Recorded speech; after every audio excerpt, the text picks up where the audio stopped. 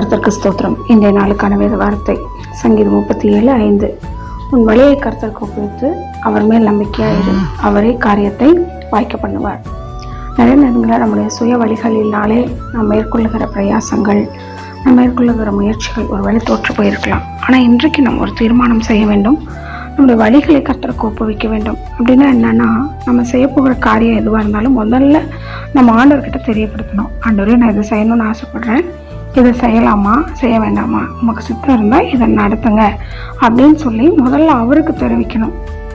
நான் செஞ்சிருவேன், நான் பண்ணிடுவேன், எனக்கு இருக்கிற ஞானம், அறிவு, புத்தினால என்னால் இதை செய்ய முடியும் அப்படிங்கிறதெல்லாம் நம்ம முற்றுப்புள்ளி வச்சுட்டு ஆண்டவர்கிட்ட, ஆண்டவரே இதை செய்வதற்கு ஏற்ற பலன், கிருபை, மனித ஒத்தாசைகள், பொருளாதாரம், இயற்கை சூழல்கள் எல்லாம் எனக்கு சாதகமாக்கித்தாங்க அப்படின்னு சொல்லி நம்ம ஆண்டவர்கிட்ட ஒவ்வொரு விஷயத்தையும் தெரியப்படுத்திட்டு அவர் மேலே நம்பிக்கை வைத்து அதற்கப்புறம் அந்த வேலையை நம்ம தொடங்கும் பொழுது அந்த காரியத்தை தேவன் கைக்கூடி வர பண்ணுவார். ஒருவேளை இவ்வளோ நாள் நீங்கள் உங்களுடைய சுயத்தினாலே பிரயாசப்பட்டு உங்களுக்கு எதுவுமே கிடைக்காம போயிருக்கலாம்.